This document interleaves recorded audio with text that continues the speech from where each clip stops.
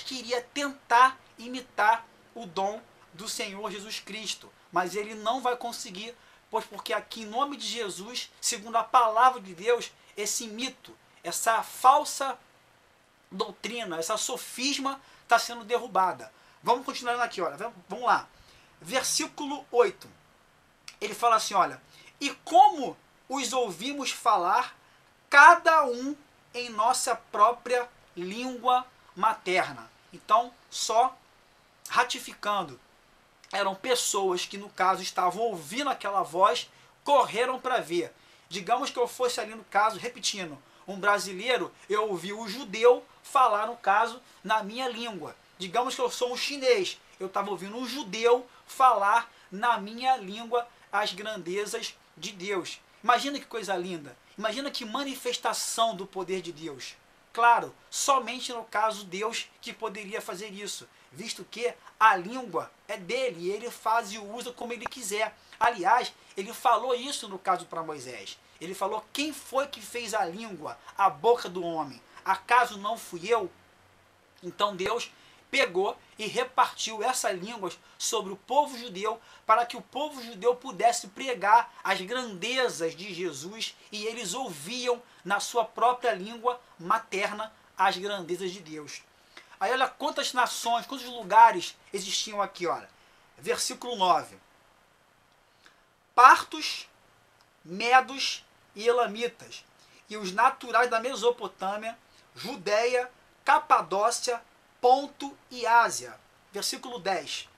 Da Frígia e da Panfilha, do Egito e das regiões da Líbia, nas imediações de Cirene, e romanos que aqui residem, aqui aonde? Em Israel.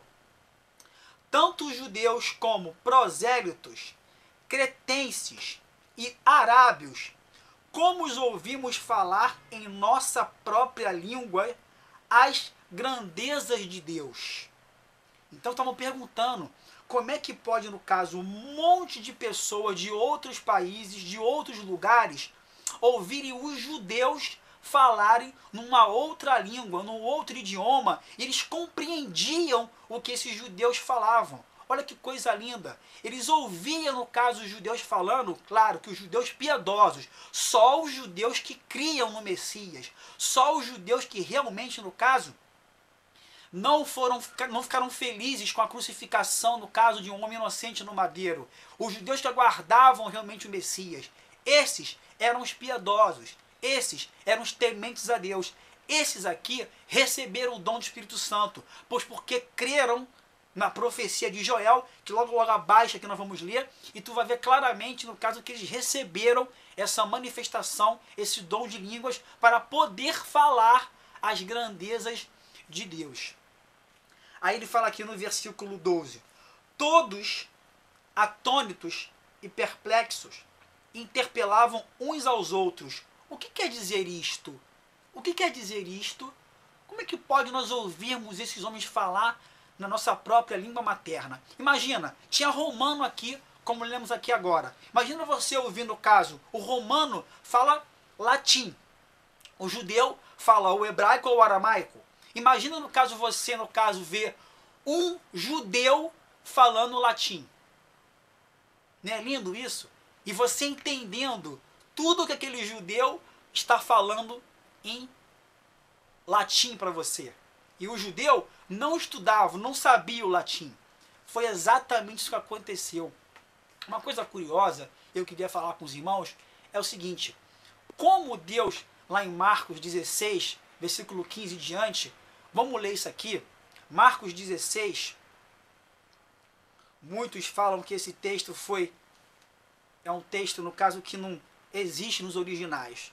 Tudo bem, ele pode não existir aqui nos originais, mas eu provo ele em outros lugares igualzinhos, no mesmo contexto, na mesma ideia, né? Que é Deus comissionando os seus servos para fazer esse evangelho ser pregado. Uma coisa curiosa é isso aqui, olha. Marcos 16, versículo 17, fala assim, olha, estes sinais hão de acompanhar aqueles que creem. Olha os sinais que vão acompanhar quem creu no Messias. Em meu nome expelirão demônios, falarão novas línguas. Exatamente o que houve aqui em Atos 2. Quando Cristo prometeu isso aqui, no caso, para os seus discípulos, aconteceu aonde? Lá em Pentecostes, na Galileia, quando ele falou que ele iria derramar o seu Espírito Santo. Aqui, os discípulos dele estavam falando em novas línguas. Claro, para se divulgar, para se propagar esse evangelho, para realmente você ide e pregai a toda criatura. Como é que você vai pregar, no caso, em alemão, em romano, no latim, para os asiáticos, para os da Panfídia, num idioma que você não conhece, que é o deles?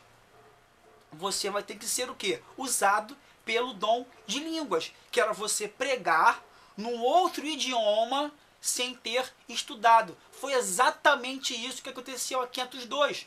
Eles estavam, no caso, ouvindo, no caso, os judeus pregarem num outro idioma, que era o qual? O que eles entendiam, que era a sua própria língua materna. Entenderam? Aí ele fala assim, o que quer dizer isto? Versículo 13. Outros, porém, zombando, diziam, estão embriagados. Ou seja, pensaram, no caso, os que ouviam isso, os incrédulos, vamos botar assim, que eles estavam bêbados. E como é que pode, no caso, eu sou romano e estou ouvindo, no caso, um judeu, um hebreu, falar na minha língua? Olha a resposta de Pedro. Verso 14. Então se levantou Pedro com os 11 e, erguendo a voz, advertiu-os nesses termos: varões judeus e todos os habitantes de Jerusalém, tomai conhecimento disto e atentai nas minhas palavras. Então Pedro levantou com um tom de voz, creio eu, até um pouco, no caso, áspero, e advertiu os israelitas, os judeus que estavam ali, porque certamente viram, no caso, o que estava acontecendo ali e ficaram maravilhados. Então eles foram advertidos por Pedro. Versículo 15. Estes homens não estão embriagados, como vindes pensando, sendo esta a terceira hora do dia. Terceira hora do dia corresponde a 9 da manhã. Ou seja, 9 da manhã, todo mundo cheio de cachaça? Não, eles não estavam embriagados, eles não estavam bêbados. Eles estavam sobre o quê? Sobre o domínio, sobre o poder de um dom genuíno, que é o dom de falar em línguas, o qual nunca foi e nunca será uma língua incompreensível ou uma língua estranha, mas sim pregar em um outro idioma, de uma outra nação, de um outro país, de um outro lugar, sem ter estudado. Aí ele fala, versículo 16, mas o que ocorre é o que foi dito por intermédio do profeta Joel. Então aqui está se cumprindo a profecia de Joel, que ele falou que realmente o batismo do Espírito Santo seria uma evidência. E essa evidência seria como? No dom também de línguas, de falar em outros idiomas. E acontecerá nos últimos dias, diz o Senhor, que derramarei do meu Espírito sobre toda a carne, vossos filhos e vossas filhas profetizarão, vossos jovens terão visões e sonharão vossos velhos. Até sobre os meus servos e sobre as minhas servas derramarei do meu espírito naqueles dias e profetizarão. Quando falo naqueles dias, irmãos, também tem essa referência aqui, lá no livro de Hebreus, capítulo 8, versículo 10, e acho que também Hebreus 10, versículo 15. Quando fala depois daqueles dias, está falando depois da vinda do Senhor Jesus Cristo, o qual eles crucificaram no madeiro. Claro, sabemos que Cristo morreu por nossos pecados, mas literalmente falando, eles foram mortos, ele foi morto pelos judeus.